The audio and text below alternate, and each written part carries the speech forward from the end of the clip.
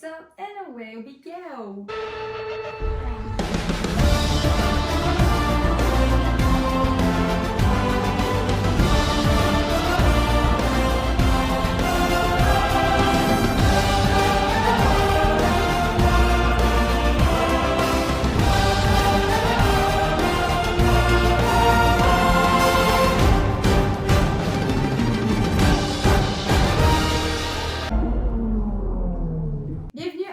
Dernière vidéo sur le vocabulaire de la Formule 1, donc la partie 4 aujourd'hui. On commence en force avec les pneus. Là, moi je suis visuelle dans la vie, fait que j'ai sorti un beau petit tableau avec un code de couleur pour que vous compreniez mieux les pneus, ok? Donc, on va commencer avec les composés. Le composé, dans le fond, il y en a 6. Fait je vous montre un petit tableau. Wow! Donc, les composés sont ici en haut. On a le C0. Le C0, c'est le composé qui est privilégié si le circuit a un asphalte très abrasif. Les températures sont particulièrement élevées. C'est le plus dur. Ouais, le C0. Ça part de plus dur au plus souple, ok? Puis il est utilisé aussi s'il y a de nombreuses zones le long de la piste où les forces auxquelles les pneumatiques sont soumises est importante, comme si la pression est vraiment plus forte. Fait qu'il utilise lui, C0. Puis lui, le C0 aussi, c'est le composé qu'il utilisait l'année passée en C1. Ok? Fait que là, il est rendu un C0. On me suit? Prochain. Le C1. C'est pour 2023, dans le fond, il se situe entre le C1 et le C2 de 2022. Fait que c'est un nouveau composé qu'ils ont fait cette année. Il est créé pour réduire l'écart de performance entre les deux composés les plus durs de la gamme. Il est basé sur le C2 de l'année passée, offrant une dégradation moindre et tout en conservant les bonnes performances qu'il offre. Puis, il est considéré comme une alternative du C0. Fait que les deux ne vont jamais être utilisés ensemble sur un même circuit. C'est vraiment un ou l'autre que tu choisis. C'est pas mal ça pour le C1. Le C2, c'est le troisième composé le plus dur. Il est très adapté aux circuits les plus rapides, ceux qui sont plus chauds puis qui sont plus abrasifs. Les composés les plus durs sont également parfois comme sélectionnés pour les nouveaux circuits parce que tu sais pas comment l'adhérence elle est, comment la température de la piste elle est, comment que ça va dégrader ton pneu. Donc souvent, ils vont le choisir parce que ça conserve vraiment plus longtemps la gomme. La gomme, elle se dégrade pas dans le fond. Fait que ça, c'est le C0, C1 et C2. Le C3. Ça, c'est la gomme, dans le fond, qui est le composé le plus polyvalent des pneus. Okay? Lui, il est toujours utilisé tout le temps. Mais lui, sa particularité, dans le fond, il peut être utilisé en tant que hard tire, en tant que medium ou en tant que soft. Okay? Dépendant de la piste, le circuit, les données qu'ils ont recueillies de la course, dans le fond, ils vont déterminer, OK, lui, on le prend-tu en tant que hard composé, en tant que soft composé ou vraiment le milieu des deux. Donc, c'est un excellent équilibre entre performance et dégradation, je pourrais dire. Il est bien adapté à un large éventail de circonstances. Fait que c'est vraiment, comme je vous dis, le polyvalent. Il va tout le temps être choisi. OK, tout le temps, il est tout le temps là. On est rendu au C4. Ce composé est conçu pour bien fonctionner sur les circuits qui sont serrés et sinueux, où un échauffement rapide est nécessaire pour atteindre immédiatement les performances optimales. C'est l'autre pneu qui est largement utilisé tout au long de la saison, ce qui le rend adaptable à un certain nombre de circuits différents. Donc ça, c'est l'avant-dernier, le deuxième plus souple. Puis, on arrive au C5, le soft tire. Fait que ça, c'est le plus souple. Fait que sa gomme, c'est elle qui se dégrade le plus vite, malheureusement, mais c'est elle qui est le plus rapide. Fait que souvent, ils vont mettre le C5, souvent quand il va être utilisé comme soft. Puis c'est lui que tu utilises pour avoir le fastest lap de la course. Donc lui, dans le fond, c'est le plus tendre de la gamme. Il est conçu pour les circuits les plus lents, avec une usure et une dégradation faible, où l'adhérence mécanique de la gomme doit être maximale. Puis, les circuits où l'asphalte est exceptionnellement lisse. Donc, Monaco, par exemple. Fait que c'est les circuits de rue qui utilisent la C'est rue. des rues qui se refont faire régulièrement, justement, sachant qu'ils ont la course de F1, parce que tu peux pas avoir des rues avec plein de cracks comme on a au Québec. Non. T'es pas sûr que t'aimeras vraiment pas, puis ton Non. pilote non plus. Non. Fait que c'est vraiment pour ça que la rue est pratiquement tout le temps neuve, donc elle est plus lisse, elle est plus facile à avoir des situations, donc c'est pour ça que le soft est vraiment bien là. Fait que c'est comme ça qu'ils choisissent dans le fond. Fait que là, ils vont regarder, ils vont arriver, ok? Parce que tu as 3 pneus que tu choisis pour la course. Fait que là, ils regardent, ils se disent, ok, cette piste-là, là, est de même, là, ça, c'est ses caractéristiques. Fait que là, ils sont comme, ok, parfait. Fait que, on prend le C5. On prend le C5 comme soft. Fait que là, ils sont comme, ok, parfait. Fait que là, on va dire, ok, ben tu vois, on va prendre le C4 comme médium dans le fond. Fait que l'entre-deux, ça va être le C4. Comme ça. Puis là, ils disent, ben parfait, on va prendre celui qui est polyvalent pour faire le hard. Donc, le C3. Donc, c'est de même qu'ils choisissent à chaque course, c'est quoi les pneus qu'ils vont prendre pour les courses. Puis, on a toujours les inter puis les wet de disponibles au cas où il y a de la pluie. Je vais en parler. Inquiétez-vous. Fait que ça, c'est ça. Ça, c'est les composés, les gommes, différentes gommes.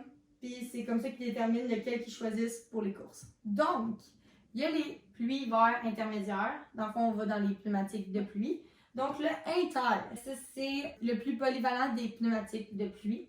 Lui, il est utilisé pour une piste mouillée sans eau, fait qu'il est stagnant. Puis, c'est une surface séchante, fait que c'est être entre mouillé et pas mouillé. Dans le fond, fait que ça, c'est elle qui est parfaite pour ça. Puis, c'est un croisement à la fois avec les slicks puis les full wet. Fait que genre, les slicks et les full wet. Fait que c'est genre un mélange de ces deux-là.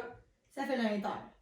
Puis, le wet. Le wet, dans le fond, le full wet, c'est le plus efficace en cas de forte pluie parce que c'est capable d'évacuer une quantité genre impressionnante d'eau. Mais en cas de forte pluie, c'est pas le pneu la problématique, c'est vraiment la visibilité parce que tu reçois comme le spray. Ouais. Le spray des pneus d'en avant. À part le premier, il n'y a pas de trouble. Là. Lui, il est quand même chill. Là. Genre, je veux dire, il va peut-être déraper un petit peu, mais je veux dire, comme c'est l'eau. Mais en tant que tel, lui, il va bien voir. Mais la pluie, souvent, la forte pluie, c'est la visibilité le problème. Fait que lui, comme il offre une résistance accrue à l'aquaplanage. L'aquaplanage. J'ai vraiment hésité, j'étais comme aquaplanage. J'étais comme aquaplanage. Fait que lui, il donne un pneu plus, genre avec plus d'endurance en cas de forte pluie. Fait que c'est vraiment, eux sont toujours en option, peu importe la course, parce qu'on sait jamais s'il va faire beau ou pas beau. Fait que c'est pas mal ça pour les pneus. Puis si jamais on vous a mis des codes de couleur, mais c'est vraiment leur code de couleur dans la F1. Il y a juste pas de jaune dans les petits crayons, fait que j'ai mis orange. Fait que c'est, mettons, le soft il est rouge, le medium il est jaune, le hard est argent. Oui. Mais ça sonne blanc. Le inter va être vert et évidemment le wet va être bleu. Donc ça, c'est vraiment là qu'on voit, c'est à côté de leur nom. Dans la petite grille, il y a tout le temps la petite lettre de leur pneu. La couleur aussi. La couleur. Fait que ça va vraiment vous aider justement à savoir, ok, ils sont sur quel pneu et ils sont pas obligés d'être tous le même. Parfois, ils vont faire des tests entre deux pilotes ensemble. Ok, lui, on va le mettre sur le soft, lui, on va le mettre sur le medium. Fait que c'est intéressant à voir justement les résultats aussi. Ouais. Pour mentionner aussi qui est important pour les week-ends de Grand Prix, lors d'un week-end standard, les conducteurs ils reçoivent 13 trains de pneus pour temps sec. Donc, ils ont 4 trains de pneus intermédiaires, ici, et 3 trains de pneus de pluie. Puis, ils ont un ensemble aussi supplémentaire de soft, qui est réservé à ceux qui atteignent la Q3. Dans le fond, fait la troisième qualification qui est la dernière. Tandis que tous les pilotes doivent utiliser au moins 2 gommes de slick différents. Fait que soft, medium, hard. En course, à condition que la piste soit sèche. Fait que ça, c'est en tout temps dans un week-end standard. Parce qu'il n'y a pas des week-ends standards. On s'en est là. Au cours de la saison 2023, la FIA a décidé qu'il allait avoir 2 événements qui comportent un format de qualification révisé. Fait que c'est le RQF.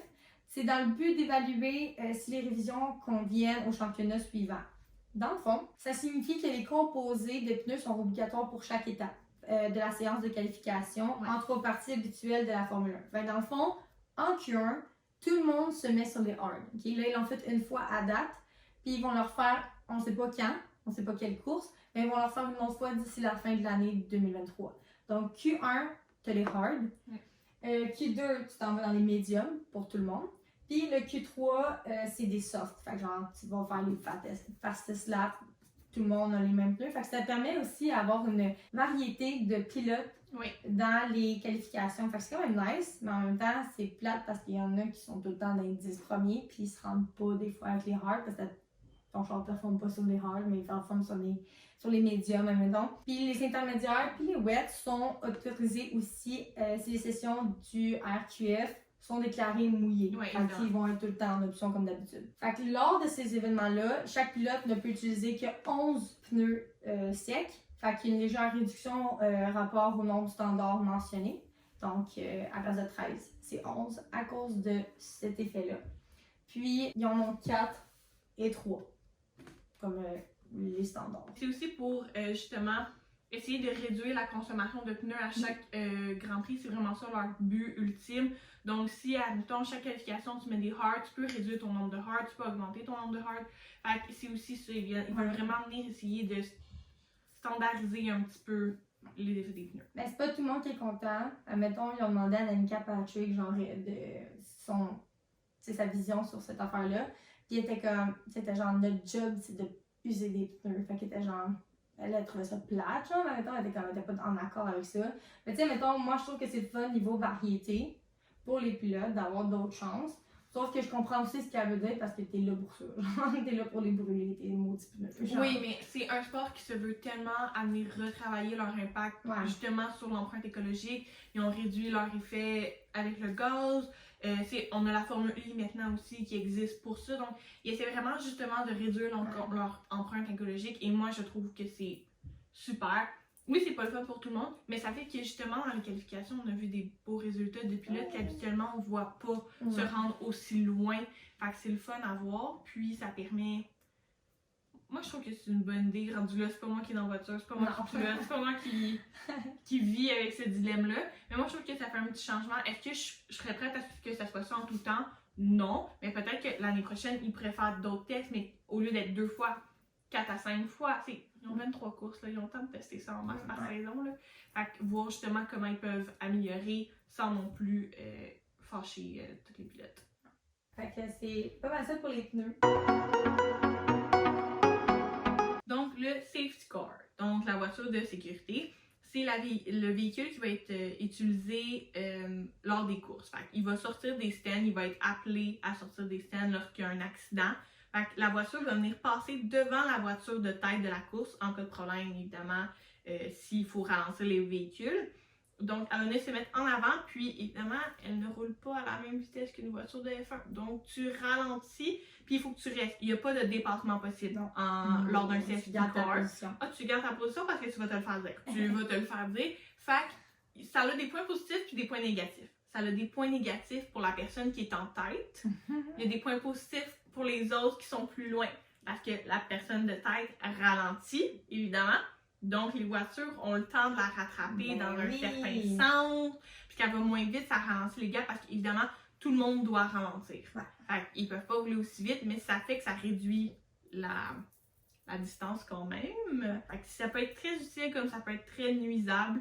Puis habituellement, chaque année, il y a un nouveau modèle aussi. Là. Le livery change. Cette année, c'est Mercedes qui fournit, mais il y a plusieurs années où c'était une Ferrari, on change. On la voit régulièrement. C'est jamais bon signe pour les femmes parce que ça ralentit la course. Ah oui, il y a ça aussi qui est intéressant. La course, elle n'arrête pas ses tours. Fait que tu peux faire 30 tours sur le safety car si ça prend 30 tours pour retirer la voiture. Puis c'est déjà arrivé qu'un Grand Prix s'est terminé sur un safety car. C'est quand même très triste. Ah non, j'aurais pleuré. Puis, en fait, c'est comme ça que aussi Lewis a perdu son championnat. Ouais. Avec le safety, tu t'en rappelles? Ouais. Avec le safety car. Fait que le safety car est là, mais tu veux qu'il parte le plus vite possible. En tant que pilote. En tant que fan aussi, parce qu'on veut de l'action. C'est vraiment plate quand ils sont un derrière l'autre en queue-leu-leu, puis ils font juste des zigzags pour garder leurs pneus réchauffés. Mais le safety car est là pour ralentir les voitures et s'assurer qu'ils respectent la limitation. scrutineering, ok? Un mot quand même assez difficile. En français, la vérification technique. Ouais. Donc, c'est le contrôle technique des voitures par les officiels pour s'assurer qu'aucune n'est hors règlement. Donc, que tout soit bien beau, qu'il n'y ait pas personne qui a triché. Donc, c'est pas mal ça. C'est vraiment facile. Tu peux en avoir à tout moment. Ouais. Ils sont pas obligés de t'aviser. Non. C'est allô, on s'en vient faire une inspection. Ouais. Fait que c'est arrivé récemment à Max, il y a d'autres années où ça se fait plus. Ça peut être des équipes qui demandent à ce que ça ait lieu parce Oui. qu'ils pensent qu'il y a des choses illégales qui se passent sur la voiture. Mercedes sur Red Bull. Red Bull sur Mercedes, là, il y a un an, deux. Comme, c'est sur toutes les équipes. Ferrari aussi en a fait du scrutining. Ouais. Genre, c'est vraiment juste pour venir vérifier la voiture. Ils ont des réglementations. Tu peux pas faire ce que tu veux sur ta voiture et c'est normal. Fait que le shakedown, qui est aussi le lit de fortune en français, c'est un bref test lorsqu'une équipe essaie une pièce pour la première fois avant de repartir rouler à 100% pour établir un temps rapide. Fait qu'ils sont vraiment là pour venir tester la pièce, s'assurer qu'elle est fonctionnelle et qu'elle va aider la voiture. Ouais. Aussi simple. Fait qu'on est rendu au side pod. Donc, c'est en français un ponton. Bien plus beau en anglais. Là. Mais ça. Mais Fait que bon. c'est la partie de la voiture qui flanque les côtés de la monocoque. Dans le fond, fait que au côté du conducteur, c'est vraiment ce qu'on voit sur le côté. Ça remonte jusqu'à l'aile arrière, abritant les radiateurs. Ouais. Fait que dans le fond, c'est comme on peut voir ici. Fait que ça, c'est le side pod. Ouais. C'est facile que ça. Aussi facile, ouais, exactement. Donc, les stewards, qui sont des officiels, on va les dire de même en français, c'est l'un des 3 officiels de haut rang de chaque Grand Prix nommé pour prendre des décisions. Donc, c'est eux qui vont décider telle personne reçoit une pénalité, telle personne ne recevra pas de pénalité, l'incident n'a pas besoin d'être évalué. C'est vraiment lorsqu'il y a des situations avec des pilotes, que ce soit sur la course, sur le pit lane, tu peux avoir des pénalités. Donc, c'est les stewards qui vont prendre la décision finale. La traction, c'est la mesure dans laquelle une voiture est capable de transférer sa puissance sur la surface de la piste pour avancer. Mais c'est un terme qui est vraiment beaucoup utilisé. Ouais. Fait que... Mais c'est vraiment legit juste ça. Ouais. Donc, le tire warmer, ou le chauffe-pneu, c'est la petite couverture qu'on voit sur les pneus. Dans le fond, c'est une couverture électrique qui est enroulée autour des pneus avant qu'ils soient montés sur la voiture, afin qu'ils démarrent plus près de la température de fonctionnel optimale. Parce qu'évidemment, on les voit quand ils font leur tour de préparation, des choses comme ça, ils vont vraiment venir réchauffer le pneu. Mais la blanquette est vraiment là pour le faire d'avance, pour essayer que le pilote ne perde pas de temps à faire ça. Parce qu'un pneu qui est froid, qui est sec, c'est pas un bon pneu. C'est pas utile pour eux, ça les avantage pas. Donc, la blanquette vient vraiment faire un pré-travail. Puis, justement, en ce moment, la FAA fait des tests à savoir est-ce qu'on garde cette couverture-là, est-ce qu'on l'enlève. Personnellement, je trouve qu'avec la technologie qu'on a aujourd'hui, on devrait l'utiliser. Puis plusieurs pilotes disent aussi que ça va juste emmener une résistance de la voiture qui n'est pas nécessaire. Non. Ça change rien qu'elle existe, dans le sens que ça n'avantage pas plus une personne que l'autre, dans le sens qu'ils ont tous les mêmes pneus puis ont tous les mêmes blanquettes, genre. Mais c'est ça qui est le chauffe-pneu. C'est un élément très très important. On les voit souvent là, quand ils filment là, dans le garage, son auto puis ils tiennent le blanket. C'est pour venir réchauffer les pneus. On se demande souvent c'est quoi, c'est une housse? Non, c'est pour venir réchauffer le pneu.